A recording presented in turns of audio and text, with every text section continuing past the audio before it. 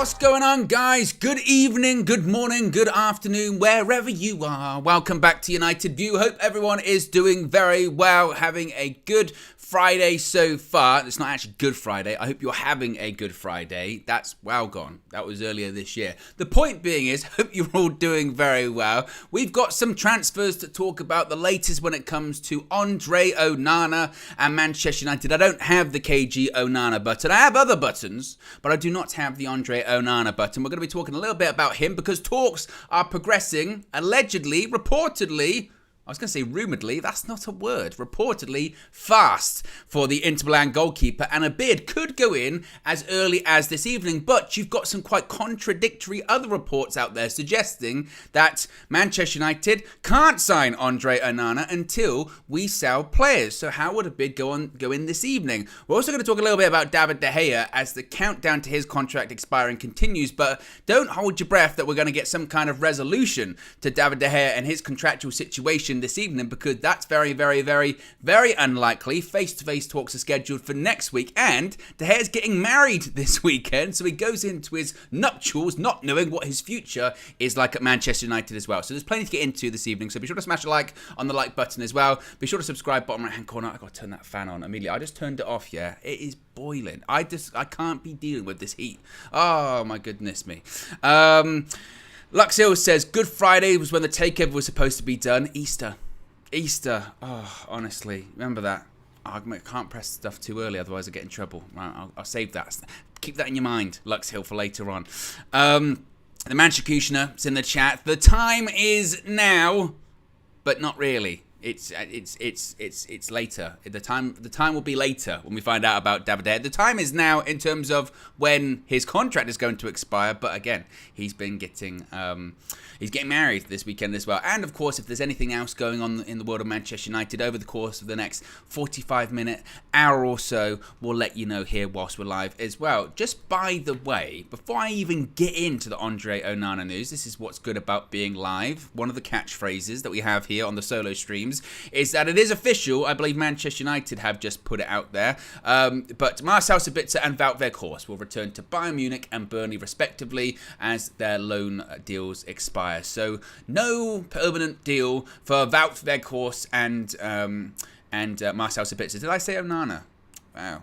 Marcel Sabitzer and Wout Weghorst. Yes, they are both, again, done. Their contracts are up. I saw some people worried that when the kit launched earlier this week, saying that, why is there a Sabitzer shirt in the mega store? Why is there a Weghorst shirt available online? Well, they've just gone back to their respective clubs, and it's going to be interesting, I would think. I'd be very surprised to see Sabitzer stay at Bayern Munich. I think he'll probably leave this summer. Wout Weghorst, you never know, really, what would happen with him at Burnley. Given the style that Vincent Kompany plays at Burnley and the fact that they're in the Premier League now, I'd be surprised to see him stay there. Maybe he'll go back to Besiktas or something like that. Of course, you forget that that's where he was on loan. We hijacked a loan that was already ongoing. They terminated that one and he came to Manchester United. But you know what? I mean, Sabitzer didn't really do all that much. Stop, start. Didn't really happen or anything like that. You know, he scored a goal in the FA Cup. Was it quarterfinal against Fulham? So, you know, give him credit for that, but injuries really hurt him. So I can't say he left much of a mark at Manchester United. I was always a bit, not sceptical, but because we do this a lot, and I think we've got to be cautious with any player we sign this summer, just and in the future too, that, you know, when a player makes a debut, we go crazy. We go, oh my God! You know, Sabitzer, I think he came on as a sub, and then whenever he made his first up, we were like, this is the midfielder we've been missing, and it was like, wow, he was okay. He was okay, and he was just okay throughout his time at Manchester United. Weghorst, you know what, when it comes to him, as I've always said, throughout all of this process with him, I'm not going to criticise him too much because we were short. We had no money. You get what you pay for. An emergency £3 million loan, I think he did more than probably any of us expected him to do when he played against Barcelona away at the Nou Camp. The only thing he didn't do was score goals, really. But I'm not going to fault his work rate or work ethic at a time that we needed something, he was something, but he was never ever going to be good enough for Manchester United, was he? But they're done as well. I believe also with David De Gea too, Manchester United are saying on their website that David De Gea's contract is due to run out, but discussions remain open with the long-serving keeper.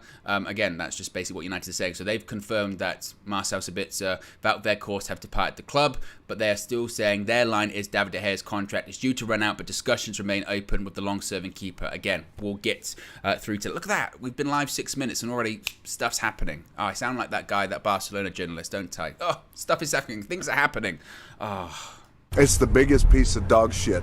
I just don't want him... I don't have to cover his stuff ever again. That was infuriating last year.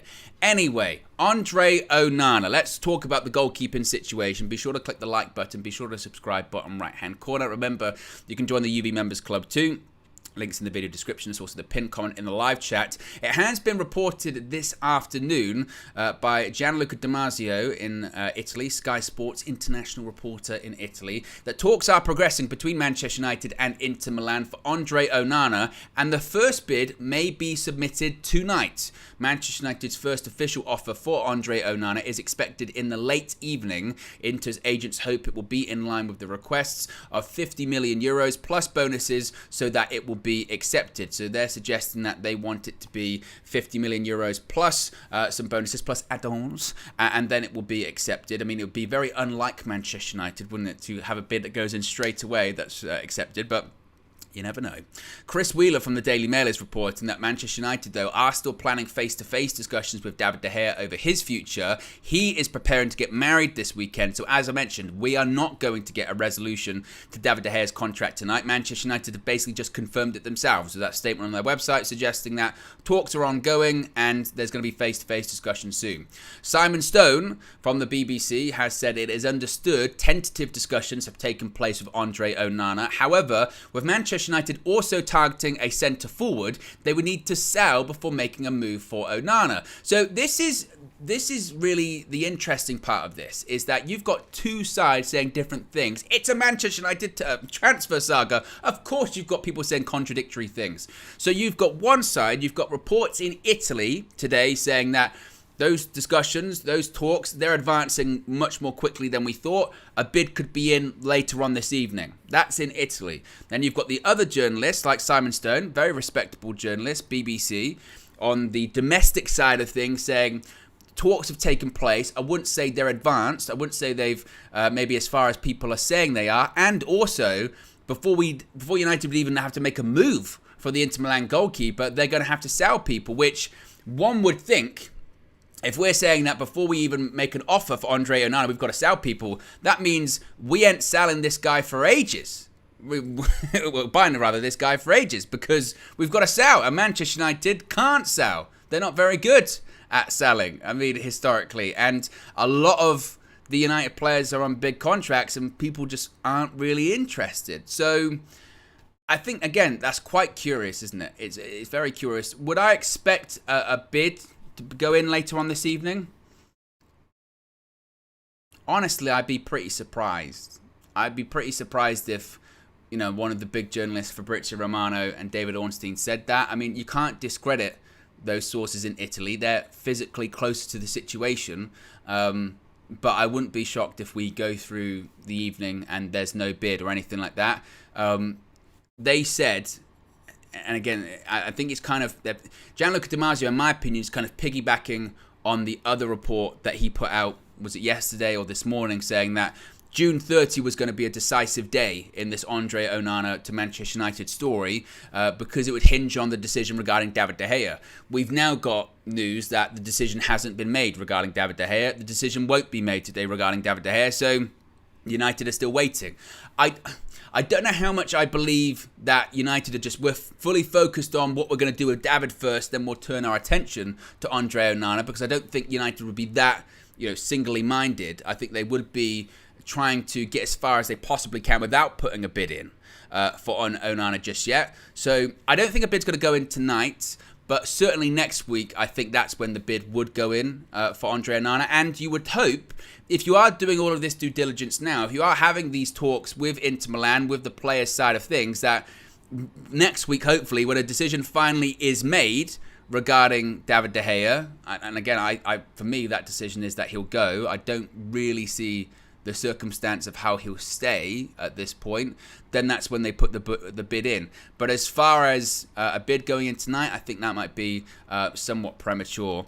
Again, it's all going off at 6 o'clock, isn't it? What a perfect time to go live. Now, as I mentioned, Manchester United have released a statement regarding the situation regarding David De Gea on their website. Fabrizio Romano is just quoting the same thing that we've just spoken about as we went live.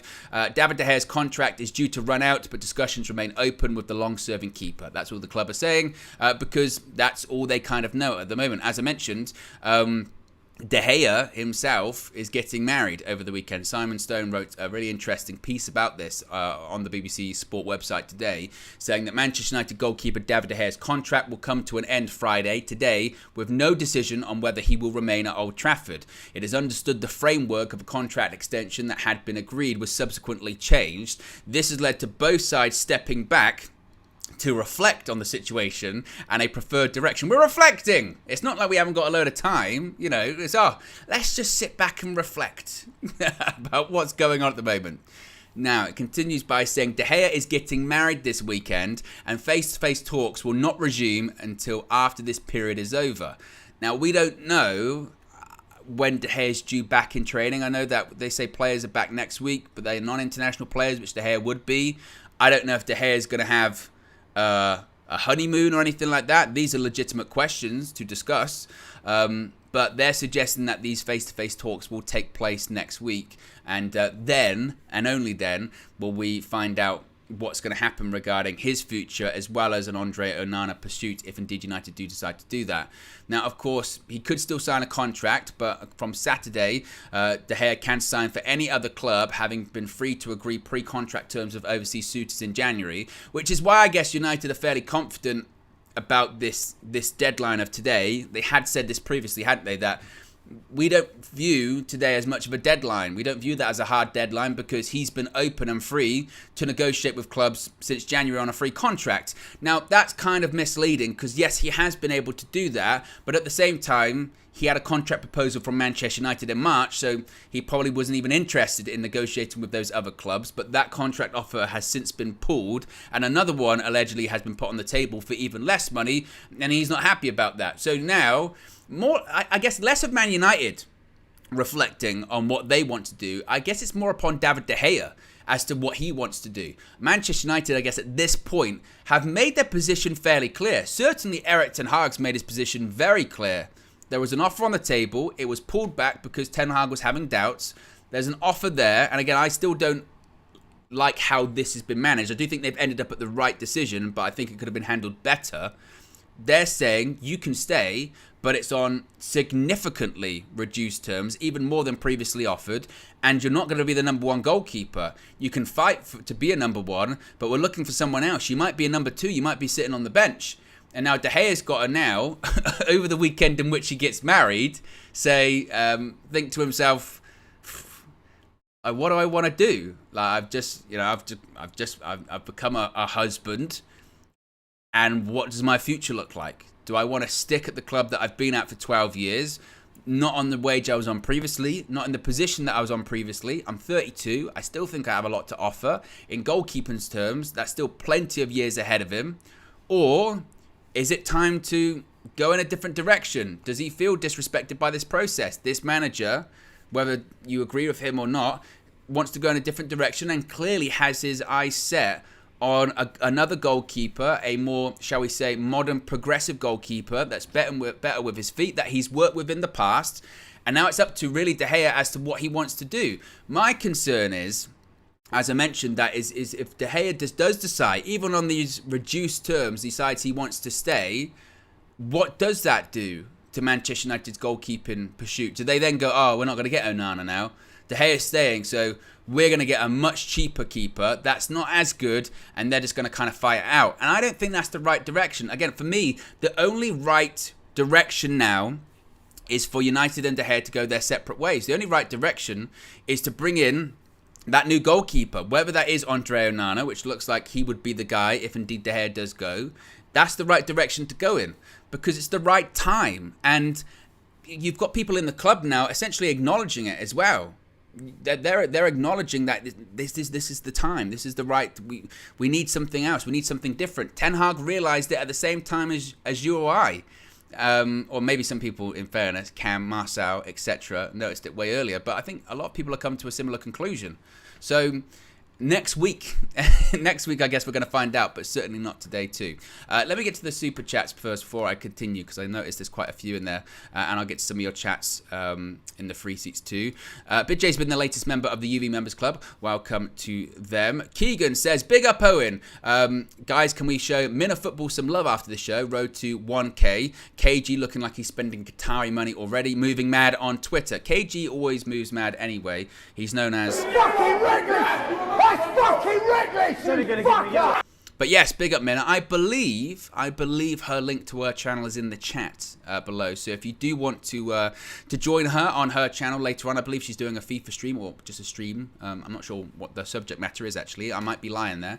At 7 p.m. So you can be sure to check her out. I'll also be on my channel from just before 8 o'clock doing a live watch along of SmackDown from the O2 Arena and a post show. So you can check me out there too. And also be doing that tomorrow as well for Money in the Bank. It's a big weekend of everyone. Team UV stuff going on, and plus we'll be here also giving you the latest transfer news, Manchester United news, takeover news if we do get it too. So big up KG, and I believe KG's also just set up memberships on his channel too. So if you want some added extra perks and get a little bit closer to Mr. the Comedian, you can do that on his channel. I believe his link is also in the video description as well. You've got to bring everyone up with you.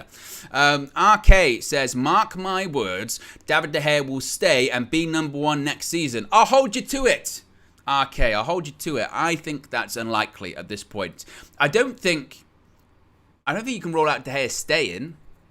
Again, I don't think that's off the table. But again, it's up to him at this point. It really is up to him. It's going to be really interesting, actually, what United and Ten Hag's reaction would be if De Gea to this second offer or third offer or first offer, depending on, some people believe that, there was never a first offer in the first place. I don't know. But it'll be really interesting to see what United and Ten Hag's reaction would be if De Gea went, you know what, okay, I'll stay. Would United go, actually, we kind of lowballed you because we thought you'd leave, and you didn't. And I do think, and this was something I said before too, that I think there would have to be actual real questions about De Gea's character and desire to win and perform if he were to stay at United, because again, significantly reduced wages, not a guaranteed starting position. I would say you're 32, mate. You've still got a career ahead of you. You've still got things you can do. You can still compete on a high level. Of course you can. The last thing any goalkeeper wants to do, particularly a goalkeeper like De Gea, that for over a decade has been playing first-team football, whether you like him or not, or you believe he's good, or he's a coward, or is this, that, and the other. This is a guy that's been regularly playing for over a decade at one of, if not the biggest club in the world. Regardless of whether we've been struggling or we've been successful, most of the time during his tenure, we've been struggling throughout the majority of it. For him at the age of 32 to just suddenly be like, okay, I'll sit on the bench for the next, I don't know how long his contract would be, couple of years, I'd say that's a waste.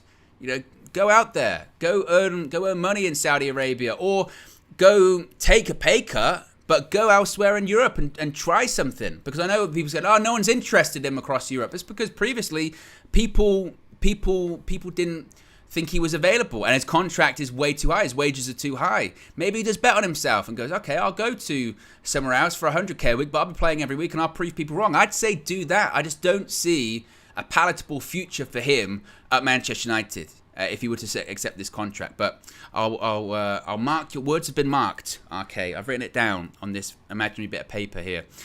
Michelle says, this is just negotiation. They have a credit card, so the money is there, but who wants to sell more, Milan or Atalanta? Referring to, I guess, Onana.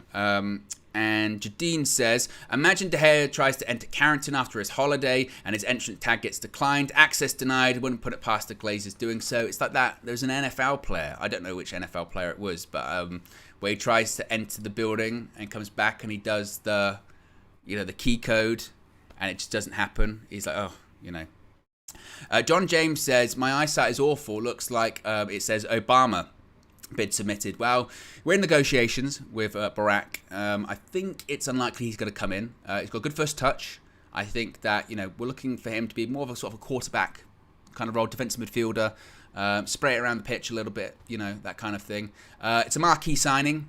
It's a franchise name, would sell a lot of shirts, definitely. We're looking to capitalize on that American market too. So keep your eyes out for Barack Obama. As John James says, yes, we can. Yes, we can. Can we sign him? Yeah! We can. Come on. So there you go. And I think I'm caught up with the super chats and other chats too. So yes, there you go.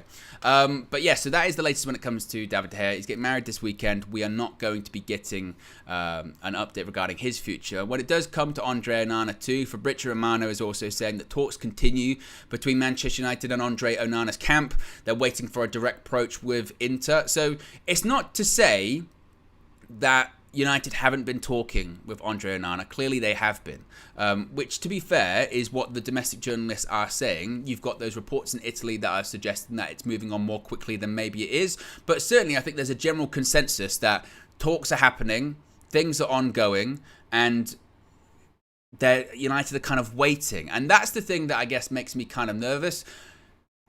I think with Onana, clearly they've decided to go in that direction over Diogo Costa, David Raya. We haven't heard anything about United's interest in David Raya for a really long time. And some people were even suggesting, weren't they, a couple of months ago, that maybe the interest that United had in David Raya might have been more agent-driven than opposed to United being interested.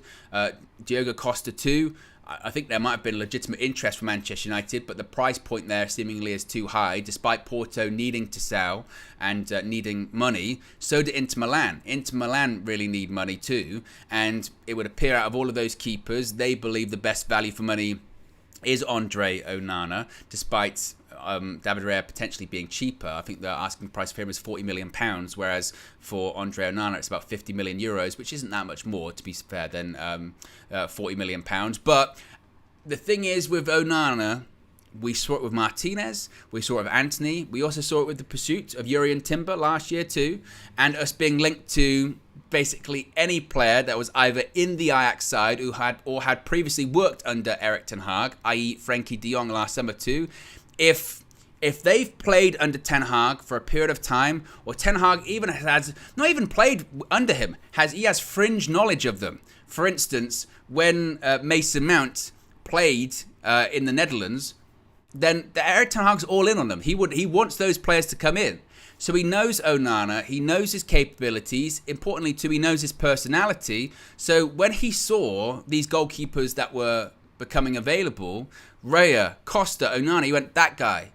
And I know that there were rumours of a falling out in the past, given the way that his Ajax tenure ended. I think it was Ajax tweeted today, I believe it was under one of the tweets that came off the United View Twitter account. Let me actually see if I can find it, because I won't be able to do his words justice. He spoke very succinctly, if you know, you know. Flex learnt that word yesterday, about Andre Onana. And obviously, I would think that if these talks do progress and we actually do sign Andre Onana, I think we'll probably speak to the guys at We Talk Ajax and Ajax and those kind of things too. But yeah, so on the tweet that actually went out from the United View Twitter account today, which was about a tweet that Ben Jacobs had written, saying that Manchester United will hold formal discussions with Inter for Andre Onana. Inter is hoping for a total package of close to €60 million. These price points are all over the place. Sources indicate Manchester United view this as too high and will play on the fact that Inter need income. Now, Ajax tweeted underneath that, which was quite interesting. He is a fantastic keeper, total opposite than David De Gea, considering the build-up play and being press resistant. Don't like the way he left and treated Ajax, but that says something about his personality and not his goalkeeping skills. So that's quite interesting because, again, I think there has been this, why would Ten Hag go for him? Because he fell out with Onana, which, as far as I'm aware, and again, I don't know if this is totally accurate. This might be more my perception of things. As far as I'm aware, he fell out more with Ajax as opposed to Ten Hag, if that makes sense. The story was, from what I understand, is of course he failed that drugs test. and he was out for, was it a year? During that period of time, he didn't agree a new contract with Ajax, and he went to Inter Milan on a free transfer. I think he came back from his suspension, and everyone kind of knew he was going to Inter Milan, and the crowd didn't like it, the fans didn't like it, etc., etc., etc. So I don't even think he ended up playing out the season. He just kind of left in the end. Now, was that a falling out with Ten Hag? Well, I'm sure Ten Hag was part of that, but I don't think Ten Hag is a guy that ultimately would hold grudges. I think all he cares about is winning. And again, he won with Andre Onana in the Netherlands. He did well with Andre Onana in Europe too. And he would probably think, again, I know what this guy's capable of. I've got a vision in my mind of how this Manchester United team can play. And this guy's going to be a big part of it. Or this guy, I know I can trust to do what I want because I've worked with him in the past and I've seen him do it. I think us as fans, and I put myself firmly in this category, if indeed we were to sign Andre Onana, I think we've got to kind of readjust our nervousness, maybe. We've got to readjust that kind of cautiousness because, like you, I've been seeing these clips of him on social media and watch him in the Champions League final and see just how progressive he is. I mean, we've gone, and this is typical United, you go from zero in David De Gea, who's not known for being good with his feet, being press resistant, coming out of his box, sweeping, all that kind of stuff. You go from, say, let's say, zero with him to Andre Onana, who is really, it's from 0 to 100. Because this guy will travel with the ball, he will spray it around, he will take every single second possible with the ball at his feet, and with that will come mistakes, because I've seen those too. I've seen those clips of him making mistakes on social media, and this is something I've been saying with David De Gea all season, as well as any goalkeeper, because you see it with Edison, you see it with Alisson in the Premier League. Keepers make mistakes. That is impossible to avoid. The problem is with a keeper, when they make mistakes, they lead to goals. Particularly when you play this style of football too. When you play this risky, it's very high risk, but high reward too, but a high risk style with the goalkeeper taking a lot of time on the ball or playing the ball out, playing in tight areas, knowing that the opposition players, maybe 3 of them, will be all across the edge of his box waiting for him to receive the ball, and as soon as he receives it, they're going to sprint at him. It's going to lead to mistakes. There are going to be misplaced passes. There are going to be instances where he tries to chip it over or tries to pass it to someone, they intercept it, they score. But that's all. We just have to get over that because that's the direction that we're heading in. And I don't mind it. I don't mind that because, as I've said a million times this week, all I want Manchester United to do at this point is pick a direction and go with it. And ultimately, I think the best direction that United can go in is the direction that the manager wants to go in. And I think that this is the direction that the manager wants to go into. Now, it's also been reported, again, by The Sun, gross, but it has been reported by The Sun, a sort of added wrinkle to this, and again, whether you choose to believe this or not, that's up to you. But they're writing in The Sun this evening that United have not given up on David De Gea with his contract up today. The club want him to enjoy his wedding this weekend and then talk again. But he is effectively being asked to hang around in case they can't get a new number one. Now, as is anything, when it comes to these kind of reports, there's probably an element of truth in there, right? There is an element of truth in that, in the fact that I don't know if David De Gea is being asked, hey, go get married, enjoy your weekend, and then come back next week and we'll tell you whether we want you or not. I'm not sure it's actually working like that. I do think there's an element of truth in the sense of, you know, what happened. I mean, it's been reported, not just by people like The Sun, but elsewhere too, that, you know, what happens with De Gea will determine what they do regarding going after other goalkeepers. And everything else regarding keepers at United has been put effectively on hold. Dean Henderson's going to go to Forest, we think, but that move hasn't been signed off yet because they're still waiting to find out what they're going to do with David De Gea. Tom Heaton, by all accounts, was offered the opportunity to play as the number 1 keeper for Luton in the Premier League. They're probably going to go down, you would think, you never know. But Premier League football, at his advanced stage as a number 1 keeper, you don't know when that's going to come back around. And that was, again, effectively blocked. I think that was reported in the Telegraph this week because they're not sure what's going on with the goalkeeping situation. So I do think there's an element of, you know, what do you want to do? Because it's going to hinge upon what we want to do. But the wording of that to maybe suggest that, and I thought when I read this, and when I saw that, he's going to get married this weekend, and then he's going to have these talks with United next week, I did sort of think, that's like a bit, that's going into his, getting married with his partner that I think he's been with for a long time. And you go into it going, I'm a free agent at the moment. I don't know what my future looks like. Now, of course, in terms of job security or anything like that, he's fine. And I'm sure that he has at least, it's been rumoured that he has another offer, at least Saudi interest on the table. So I don't think he's going to be walking down the aisle this weekend or waiting to put the ring on his bride's finger going, I don't know where my next paycheck's going to come from or anything like that. But as we have said, there is an element of class here that United haven't adhered to, it feels like. And they can put things out there that say, regardless of what happens, we want to give him a good send-off and we hope to end things on a positive note. But the guy's putting out tweets with the yawn emojis. He's tired of all of this. So are we. Again, pick a direction you want to go in. I have no problem with them pulling the offer from the table and going, you know what, David, we thought that you were the right guy and we thought this was the right thing, but you know what, we've had second thoughts, and I'm sorry, and that is slightly disrespectful, but we just want to be upfront with you and honest with you as possible. We're sorry, and we just feel like it's time. It's time for us to go in the different directions. And David could say, I still think I've got a lot to offer. I got the Golden Glove this year, but okay, you appreciate the honesty. It's just kind of murky water. And now throw in the added wrinkle of the wedding, and we're going to find out next week, and we're actively talking to Andre Onana's representatives, but are we going to make a bid until that's gone? It still is just messy, and it just reeks of no planning and not a lot of class, and that's my biggest issue with it. And I know there'll be those people in the chat that'll be going, good, he's a coward, it doesn't matter what if he's getting married or not. For 375k a week, I'd get rah. Guys, it's not about the money, it's about the principle, and it's about Manchester United acting in a manner befitting of the club that we pretend to be. We as fans, and this is the thing too, we as fans get absolutely outraged when we feel that players disrespect the club. We get outraged and offended when we feel that the players aren't trying or don't care. But it goes both ways too. The club has to care about the players, and the way that the club acts towards some of the players too, they'd be like, well, why would I be loyal to these people too? They're messing me around when it's coming to my wedding day.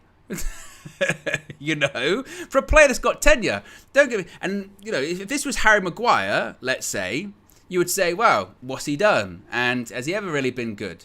But you know, this is a player that's been given over a decade of his career, and they'll go, but he tried to leave twice. He tried to leave and go to Real Madrid. Yeah, he did. So did several Manchester United legends try to leave, by the way. Wayne Rooney's one of them. You go back throughout history, right? Would you look at David Beckham as a Manchester United legend? He left. Would you go back to a lot of those players in the 90s that left or tried to leave and ultimately didn't, had difficulty with contract negotiations? Roy Keane, at several points in his contract negotiations, was heavily linked to other clubs too. The point being is that, you know, you're focusing on one thing. He gone Real Madrid, you know. But again, it's about the principle. And that was a long time ago too. A lot's happened since then. And I know, again, the response to that will be, why are you trying to keep De Gea at the club? I'm not. I'm not trying to keep De Gea at the club. I think he should go for him, and because I think the club needs to move on. But at the same time, again, I don't think we've handled this particularly well. I think that's fair to see. Let's get to the more super chats here. Let's see if I've caught up. Michelle says, I was referring to Højlund versus Onana. I appreciate the clarification, Michelle. I appreciate the contribution too. Man United has a price point to want to sign right now. Well, I think you're right, certainly. Again, with Onana, certainly, we do know that Inter have to sell. We do know that Inter do need money. Regarding Højlund, that is my concern. I'm really glad you brought that up, Michelle, actually, because, and I want to know your thoughts on this. Is anyone worried about the striking situation at the moment, because there is no doubt in terms of that priority list, and I've said that priority list a few times here already in this transfer window, that for me, the priority list went three priorities: midfielder, goalkeeper, striker. Striker was the number one priority. And we've started with the third priority. We've now moved on to the second priority. And the top priority, as of right now, and I know there's still time to go, I know there's still 2 months, but the top priority feels ice cold at the moment.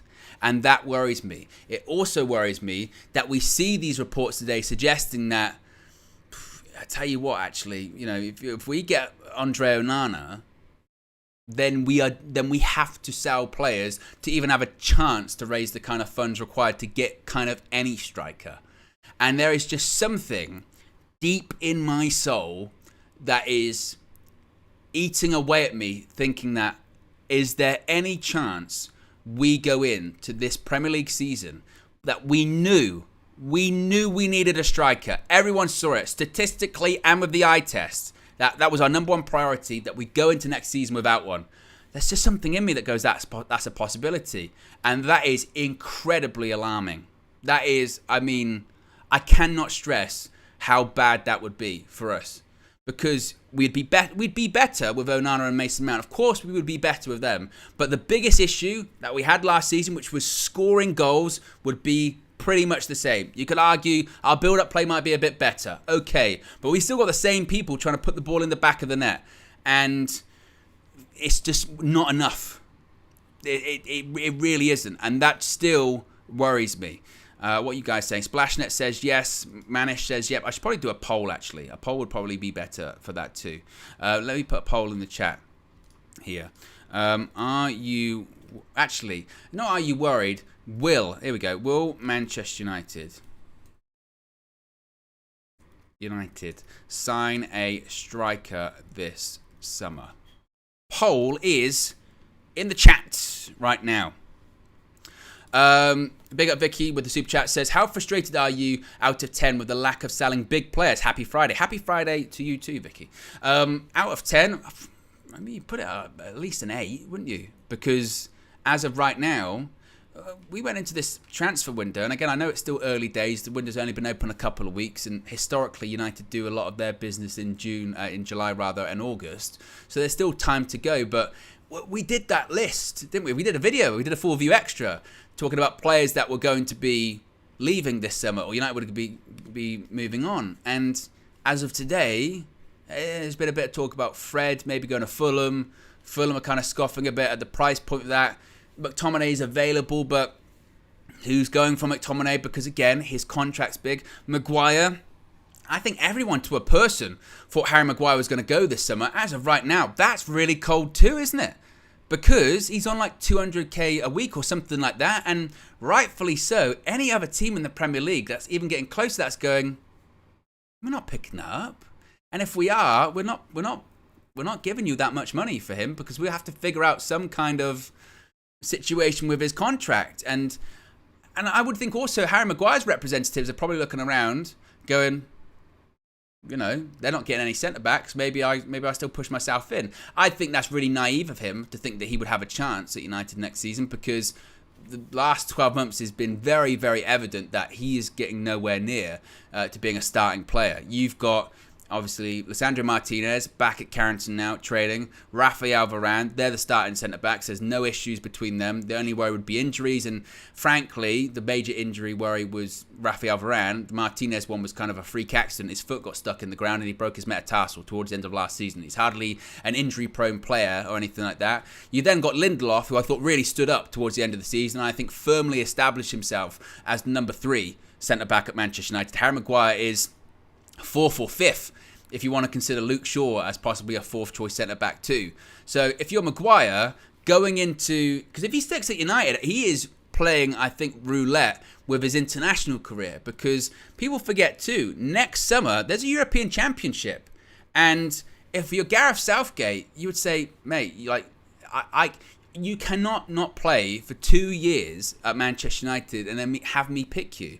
because I get enough questions when you're playing about whether I should be picking you. When you're not playing for 24 months, I can't justify that. And even Gareth Southgate, I think, has been kind of trying to hint that you got to do something, mate. Now, maybe Maguire might try and do what is known as, I guess, the Jesse Lingard loophole, which is stick at United, not play until January, and then try and go out on loan in January or something like that and be like, see, I played 6 months before the Euro, so now I can play. And then he does stick at United. Maybe that's what he'll try and do.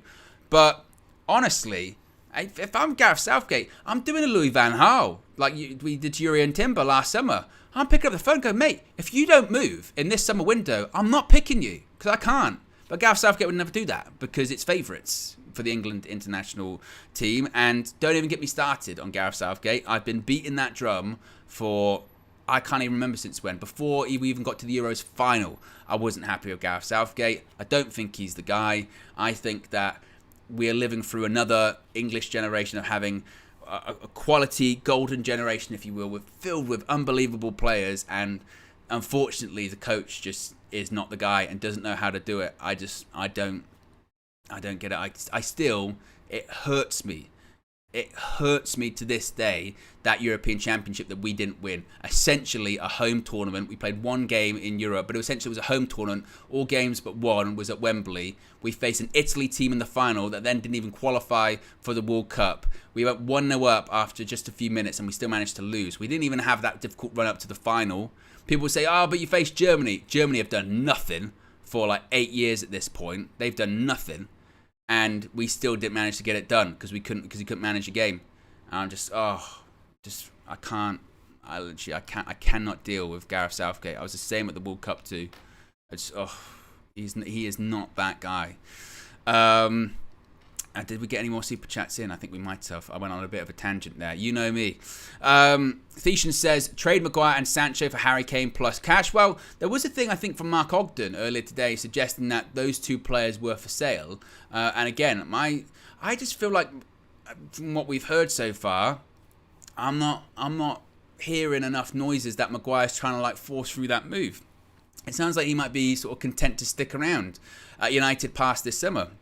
Which, if I was his advisors, I'd be saying, like, mate, I know that you're not going to get the money that you're currently on anywhere else, but it's not about that. Like, again, you're coming into your 30s, and I know you're the captain, but you're not playing. And furthermore, too, if you were a close person to Harry Maguire, how old is Harry Maguire? Let me just double check here, because he's hardly young. Harry Maguire is 30, right? He's 31 in March of next year. If I was a close advisor to Harry Maguire, I would say, again, you're risking not playing in the Euros this coming summer, next summer, if you stay. And how many more international tournaments have you got? You might be at the next World Cup, maybe. A lot can change, though, in a couple of years, especially at international football. So if you've got any hope or any chance, and bear in mind, you know that Gareth Southgate picks his teams depending on how well they did in the prior tournament, not really about what they're doing at their club level. So if you're Maguire's an advisor of him, you'd say, like, you need to go this year because you need to play in next year's tournament to have a chance of going to the World Cup too. But maybe he does believe that he's got nothing to prove. Maybe he's got, Aaron Maguire still thinks that he's got nothing to prove when it comes to what he has to do at United and what he has to do at international level. And maybe, again, that stems from his England international manager telling him, I'm going to pick you regardless. Therefore, you've got nothing to prove. I just saw that Liverpool have got Here We Go. They've signed another player from RB Leipzig. Good for them. Good for them. I don't want to be one of those people that's a United fan and comments on everything that Liverpool do, because then they go rent-free, even though they comment on everything that we do. And they say that they live rent-free in our heads, which to me, I don't get at all. But there you go. That's Liverpool. I mean, they can still 7-0.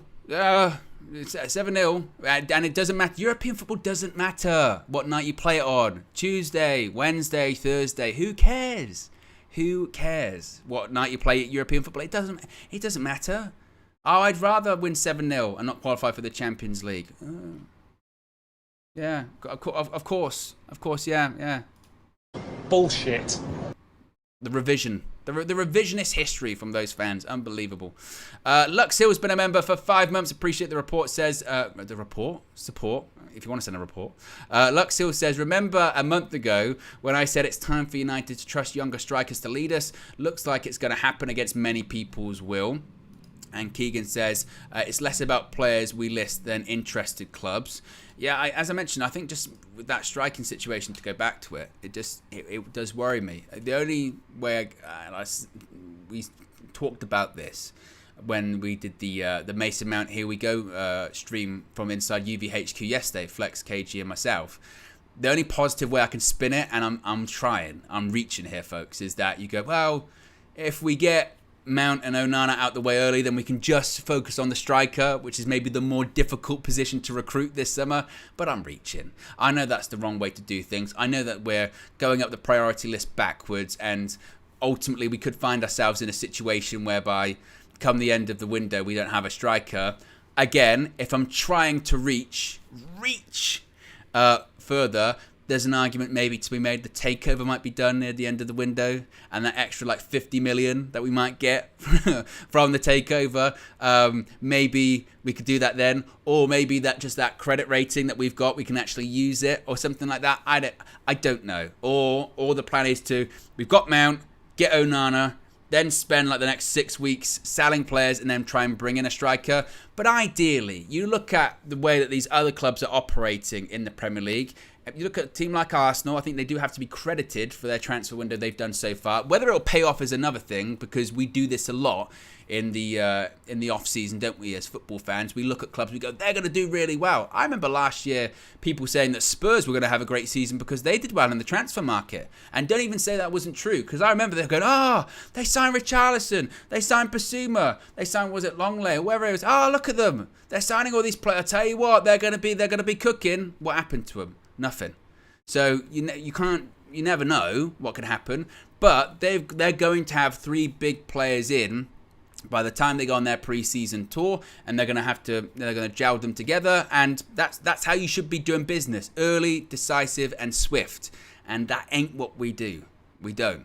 But again, maybe there's hope that the takeover situation might be resolved soon. David Hellier did say in his interview with Flex, and I know obviously it was crazy yesterday, breaking that news story here on the channel. But if you haven't and you just saw the news, I would recommend watching the whole interview. It's about half an hour long. It's worth watching because obviously the biggest takeaway from it was about the Sir Jim Ratcliffe Ineos bid being effectively dead.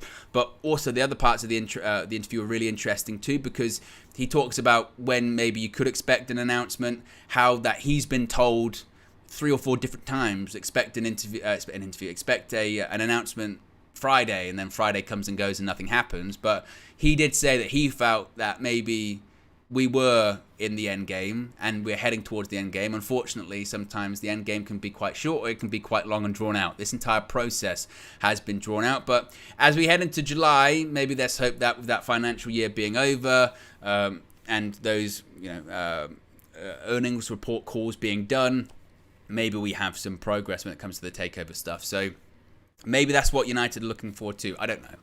That's me again, trying to maybe reach a little bit. Let's see what you guys are saying in the chat too. Maup says, we are not prepared yet again before the season starts. That's also my concern, and I think it would be Ten Hag's concern too. How could it not be? You look at our start to last season, just how chaotic. Sometimes you sort of remember those first 2 weeks of the season last year, losing those games against Brighton, which we were woefully not prepared for, facing Brighton at home. I know Brighton eventually had a very good season, and anyone could have lost at home to Brighton at any point in the season, let alone the first game or the last game. I see Zayn Miassi in the chat there. Arsenal, they lost to Brighton later on in the season too, so there's no shame in doing that, but we were just woefully not prepared to face that level of a team. We had Christian Eriksen playing as a false 9 heading into that game. Cristiano Ronaldo was on the bench that had 45 minutes of pre-season football. We still didn't have Casemiro by that point. We still didn't have Anthony by that point, and the ramification after losing that game, and then the Brentford game too, and the madness that was going on in the transfer market after that, with the Casemiro move and the Anthony move and being linked to Arnautovic and Rabiot and everyone else under the sun. We can't have that again. But who knows? Thankfully, we have Wolves at home. First weekend of the season. I think we're the Monday Night Football. You would think maybe that's a game we should be winning. But you never know. Lopetegui did a decent job of Wolves towards the end of last season. They have lost to Ruben Neves. And again, we can't go into that game, again, as underprepared as we were against Brighton last season, because that's not acceptable at all. As I mentioned, I did see him in the chat, and here he is, Zayn Miassi, mum's credit card. I said it was the end of the financial year, so Zayn's back on credit too, saying, have fun with Mount, Rice will lead us to glory, and, I don't want to be that guy, Zayn, but Timber, You are on crack! Saliba will be the best defensive partnership in the league. Well, we'll wait and see. I thought Saliba did very well last season with Arsenal. It was clear that when he wasn't available, Arsenal suffered because of it. But this is the interesting thing with Arsenal. Be prepared to have the pressure on you. Because through last season, for the first half of last season, the pressure, let's face it wasn't really on Arsenal. Everyone's like, wow, Arsenal are really good this season. Look at them. Arteta, they nearly had a perfect first half to the season. Huge amount of points. Everyone was raving about them. And then suddenly, when the pressure really went on, the second half of the season, when the pressure really got on, around March, April, the Premier League title element of the season, title time of the season, what happened? You crumbled. You bottled it. You can say that you didn't, but you did. Everyone knows that you did. When you draw, was it 3 consecutive games? When you draw against a team that got relegated at home, you lost to Brighton at home eventually. Obviously, you lost against City too. You bottled those games. And now the pressure's on even more because people expect you now to be competing this season. Last season, you were plucky Arsenal going Pep's apprentice going up against him. You've spent big. You've spent well this summer. But speaking from people that know and a fan base that knows, when you buy a player for 100 million quid, like we have, 100 million euros with Anthony, or 100 million euros with Paul Pogba, or anything like that, they will never let you forget it, and the pressure will be on. And the only way that will be justifiable is if Arsenal win the league. If not, they'll be going, oh, look at you. You spent £100 million on Declan Rice and he's not worth it, this, that and the other. Plus you're playing Champions League football this year. I'm not saying Arsenal won't be successful, but I'm saying that kind of leeway that you had last season, it's much shorter. And people are going to be waiting for Arsenal to slip up again. Since that FA Cup, what's Arteta won? When you're spending big money now, big money, expectations are there, and the expectation is that you should compete. Last season it was, well, you just didn't have the squad for it. You got 3 big players coming through the door. You've got to compete now, because if you don't, then people will be saying, why aren't Arsenal competing? And enough of that, because City are too good. City being good did not mean that you drew 3-3 at Southampton last year, at home rather, against Southampton. That was on Arsenal. But Zayn Miassi's back once again and says Havertz will be better than Bruno this season. Well, we'll see. We'll see. These are big words coming from Zayn Miassi. Poll still in the chat too. Will Manchester United sign a striker this summer? Over 500 votes, saying 82% of you say yes, 18% say no. I think United eventually will, but I don't think. My concern is that's going to come really late into the window, really late into the window, and that does worry me. Zayn Miassi's back once again, says, Saka, Rice, Martinelli, Odegaard, Jesus, get ready. Come on, you Gunners. Plus, we have Balogun. You won a woke cup, FA Cup way better, which we have won. You know what it is, yeah? I said this when I saw Don Robbie saying it. I think it was when he was speaking to Joel from 5. And I've seen a lot of the Arsenal fans say it. I genuinely really hope that Arsenal win the Carabao Cup next season. I honestly, I really do. I hope Arsenal win the Carabao Cup because I want Arsenal to win that cup and then have to justify that it matters, even though they said last season that it didn't.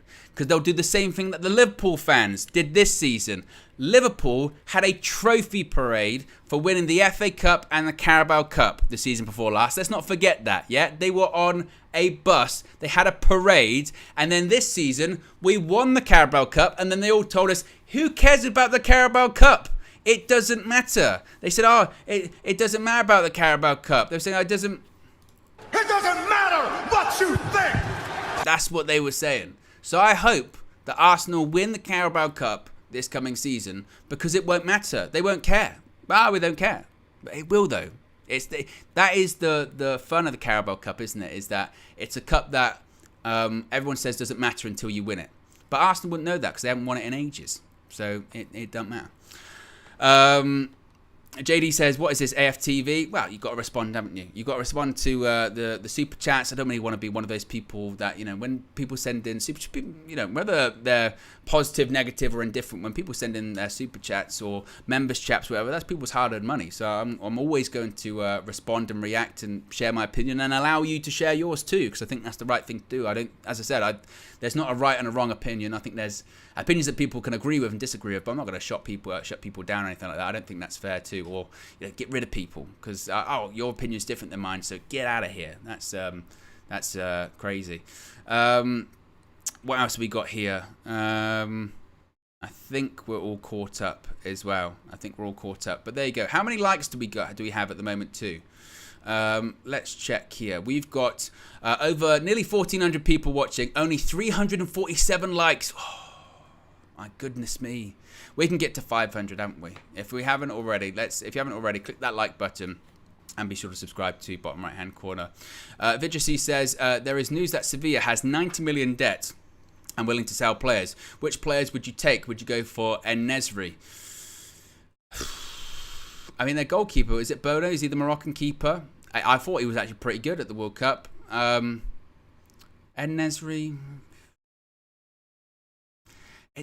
Sevilla are a weird team though, aren't they? Because despite them obviously winning the Europa League, you didn't look at that team and on an individual level were you blown away really by any of the players. You really weren't. What Sevilla has going for them, particularly in the Europa League, is that they make their stadium into just a cauldron of noise. That atmosphere which people can't handle. United weren't alone in it. Juventus went there and crumbled too. Plenty of good teams have. So I don't think on an individual level we really looked at any players individually that we went, oh, they're amazing. They're just a really good functioning team that have real European or Europa League pedigree, certainly. Amnor says, Owen, what is happening with Tom Heaton or happening to Tom Heaton? Well, again, there were reports, weren't there, that Erik ten Hag had essentially blocked a move to Luton to be their number one keeper as we look to resolve this goalkeeping situation as well. So as of right now, he's still a United player. Of course, he had a contract extension triggered, so he is still a United player as of right now, as is David De Gea for the next 5 hours or so. And then if you are just joining us, he's getting married this weekend, and there is going to be face-to-face talks next week with David De Gea and Manchester United as they look to come to a conclusion about his future at United. Remember, that offer, I guess, is still on the table, that second offer with much more reduced terms. And De Gea's got to decide, and United have to decide what they want to do. As far as Andre Onana, there have been reports that talks are progressing. Those reports are coming from Italy, it must be said, that the talks are progressing fast. And a bid could come in tonight, but given the fact that they're suggesting that De Gea's future won't be decided till next week, you think maybe it's unlikely we get an official bid until next week as well. So there you go, guys. Be sure to smash a like on the like button. Be sure to subscribe, bottom right hand corner. Cam is out of control, literally. De Gea won't be able to pass the wedding ring, kicking it straight into the stands. This is the problem, Cam. I hope the day comes that he has to actually meet David De Gea and say that to his face. Because you won't, Cam. You won't. I know you won't. You're too nice. Red Baron says, shouldn't we have a competent director of football above Ten Hag? In my opinion, managers aren't always great scouts. Well, again, John Murto, the story came out this morning, wasn't it? That... it deserves praise for the Mason Mount deal. We're going to hold off on the praise. We're going to hold out on the praise until he actually has this transfer window, because he's looking pretty suspect, certainly too. Anyway, guys, look, I'm out of it, as I mentioned. Have a great Friday. We'll speak for you again very soon. More content on the horizon. Be sure to click the like button. Be sure to subscribe, bottom right-hand corner, and I'll speak to you very soon. Peace!